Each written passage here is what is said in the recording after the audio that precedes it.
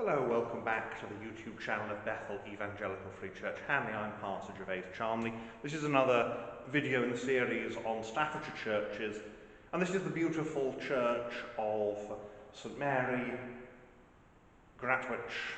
Not quite sure how I pronounced it, but I'll say Gratwich. This is a building that has medieval origins. There was certainly a church here in the 13th century and has been since then. But the original building here was of wood, not stone. It was partially rebuilt, or the chancel was rebuilt, at least, in brick, well, partly in brick at least, in the 17th century. And then the rest is rebuilt in the 18th century. So it's rebuilt around about the 1770s, 1775 or so. The result is a building that is very much designed for a Protestant worship.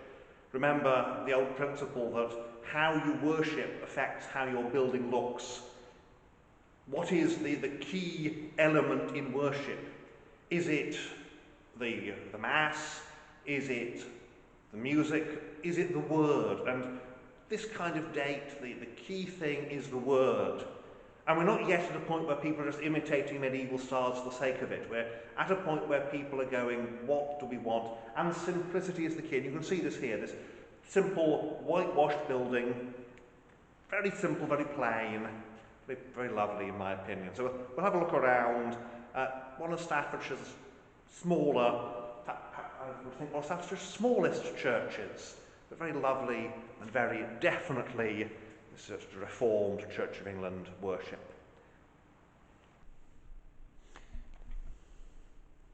As usual, we start at the back. We have here, you can see the font, and although it is looks 19th century to me,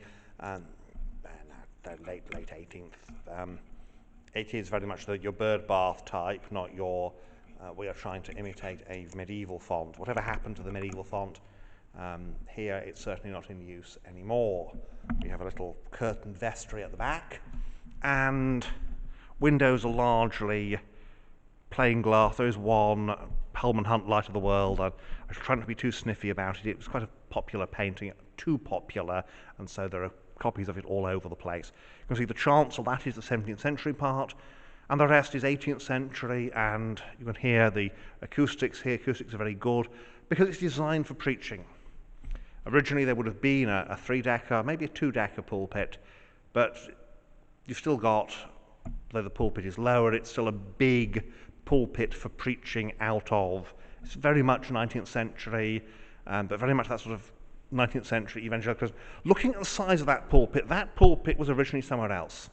This is someone's town pulpit, perhaps Uttoxeter, that's the nearest town to here, but someone's big church, and they've got rid of the pulpit, and the church here has bought it. And here we have the Hellman Hunt Light of the World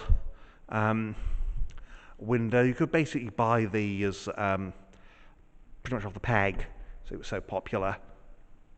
Go into the little 17th century chancel here. We have a memorial to John Richard Palmer, who was rector of this parish with Kingstone from 1905 to 1937 and died in 1945 at the age of 86. The windows in here, you can see, are smaller because glass is more expensive in the 17th century. We have here a nice early 19th century window.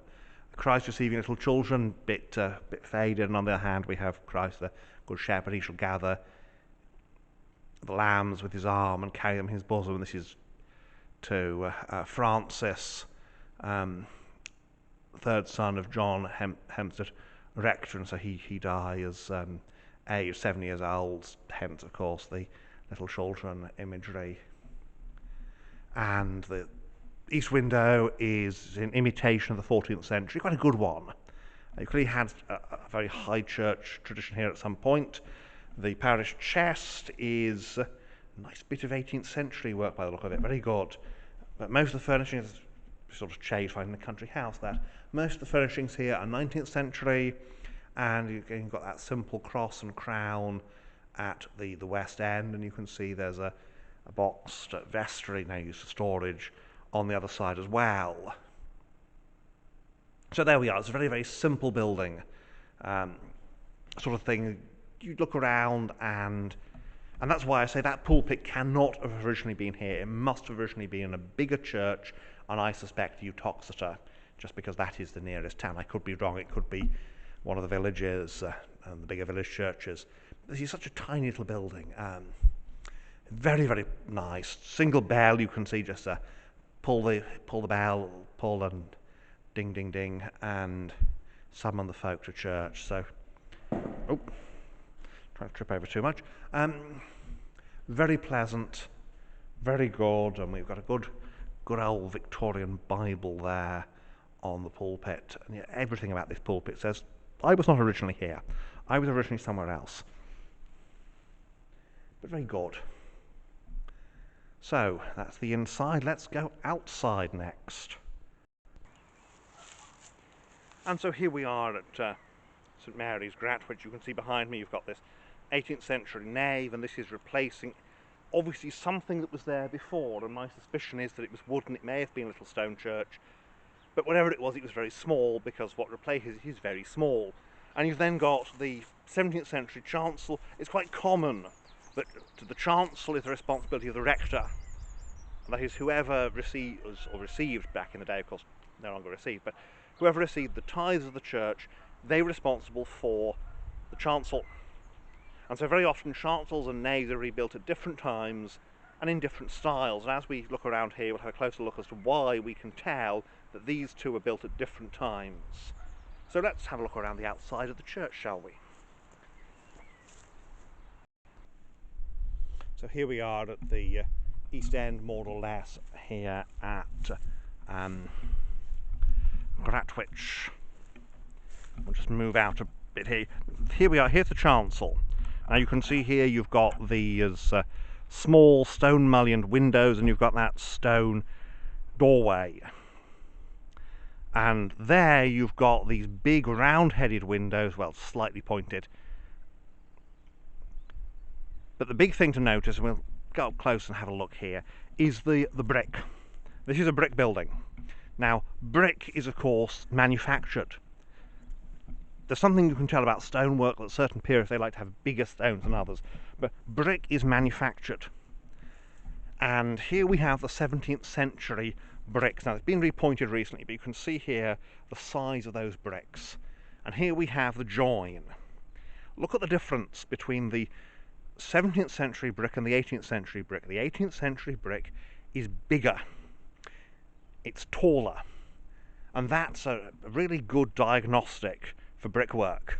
The other thing you'll see is that they're not really tied into each other, because of course they are separate structures.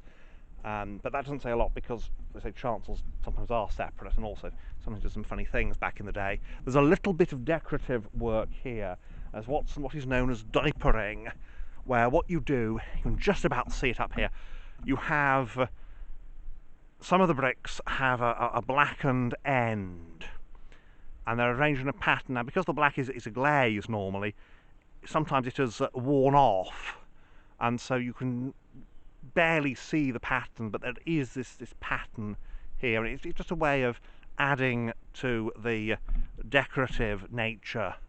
Now you see that little bell cot. Originally, well, in the 1770s, there was this little bell turret up there, but it's been replaced by a simple bell cot. And here again you see the windows, and compare and contrast. Georgian windows, big windows, 17th century little windows. Great big buttress there. That's not original, that's been added because of structural issues. It sometimes happens that you have an unstable corner. Perhaps there was a grave there when it was built and they hadn't noticed, and they had to put some buttresses in to just reinforce it to keep the whole thing from falling down, which these things happen. You didn't have, of course, the luxury of we have today of a structural survey and structural engineers coming in before you do the work. You can just see there how the old chimney comes out, but that's been blocked off now. Heating is not by a stove, but back in the day it was always a stove. You can see there where that third window has been blocked in on that side. So another thing you have with the Georgian architecture is there's often this symmetry, which medieval and 17th century is not so much. You see a bit of diapering down the 17th century building. Very good. And it's very interesting because there's not a lot of buildings of this kind of period and of this kind of size. There were more, but very often this kind of brick building has been looked at in the 19th century, late 19th century Victorians. They said, we want something that looks a bit more medieval. And so the Georgians, the 17th century, tends to lose out to the Victorians. Yes, there we go, you can see this sticks out here, and it originally would have had a chimney coming out of the roof, but it doesn't anymore. And the West End, very, very simple, just this bell cot and the bench. There we are. As I say, it's a very nice little church. It's down here in the valley. The sort of building that, there would have been more of back in the day. So there we are, St Mary's, Gratwich.